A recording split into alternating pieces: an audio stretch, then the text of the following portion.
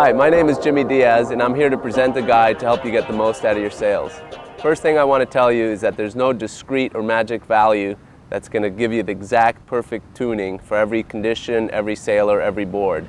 Therefore, bear in mind that what we're trying to present here is a guide to help you develop your intuitive feel for the sail.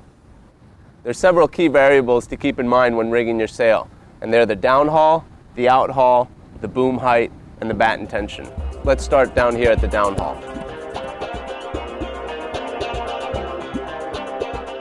The first key setting is right here at the bottom of the sail. After you put the mast inside the sail, you want to set the appropriate mast base length. Simply read the number off the sail and set it accordingly. All TeamPride sails come with this pulley system, which really make it easy to downhaul your sail. Threading the rope is really easy. The line starts off at the base. You want to go through the pulley closest to the mast, back to the outside pulley of the base, back down through the outside pulley furthest from the mast, back to the base, to the inside pulley, up through the middle pulley on the sail, and finally through the cleat. So now your base is set to the appropriate length, your line is threaded, and all you're going to do is put on a little bit of downhaul, and then we'll move on to the boom.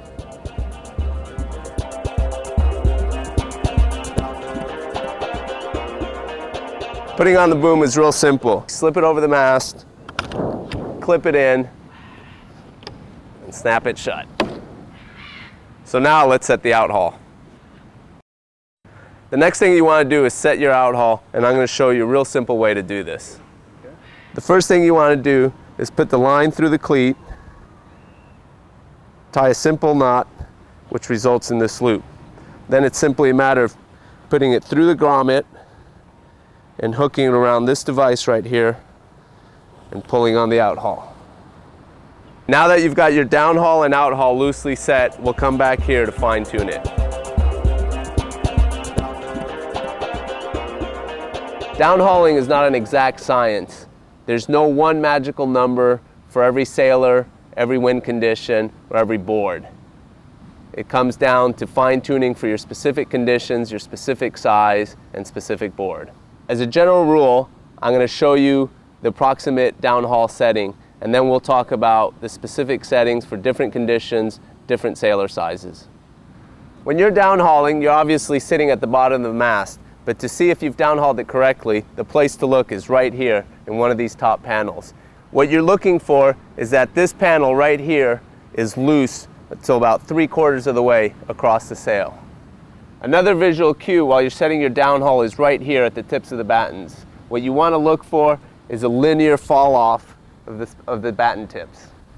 A clear sign that you don't have enough downhaul on your sail is a very tight leech. This is going to give you a very top-heavy sensation, and it's going to give you a lot of pull at the top of the sail. Another common mistake is over-downhauling the sail. As you can see here, we've completely lost the linear fall-off of the batten tips, and you have a big valley in between the battens. And when you're sailing over downhaul, the sail is going to lose a lot of its power, and it's going to feel very twitchy in your hands. So those are your simple guides for downhaul. Now let's go talk about outhaul. Outhaul dictates where the center of effort of the sail goes. If you put too little outhaul, the center of effort moves back on the sail, giving you too much backhand pressure. If you put too much outhaul, center of effort moves too far forward, and it gives you too much forehand pressure and not enough power in the sail. What you want to do is you want to set the outhaul so that the power is right between your hands when you're holding the boom. Finding the exact outhaul setting is a little trickier than finding the downhaul setting because there's no obvious visual cues. Basically, it's going to take getting out in the water and experimenting with it. If you feel too much backhand pressure, you don't have enough outhaul, and if there's not enough power in your sail, you have too much outhaul.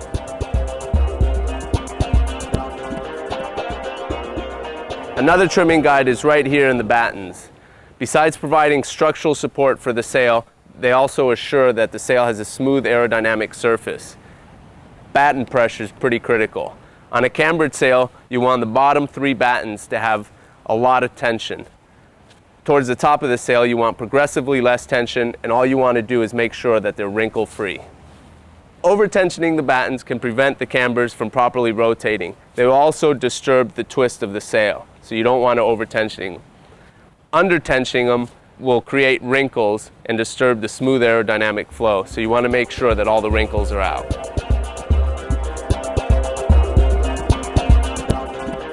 The last trimming guide is your boom height. This is a highly personal thing, but there's a couple rules you can go by. Basically, in light wind, you want the boom to be a little bit higher, and that'll help you maintain the rig more upright. In heavier wind, you want it a little bit lower, which will help bring the center of effort of the sail further down, and it'll give you more control. Remembering and marking your settings will assure that every time you rig up your sail, it'll be where you want it, and it'll take you a lot less time to rig up the sail and get out on the water. What I've told you here is a simple guideline to help you find the specific setting that's right for you. There is no one magical number or one specific setting that's going to work under every condition for every sailor. So the important thing is to get out on the water, experiment with it, use these guidelines to guide you to that perfect place.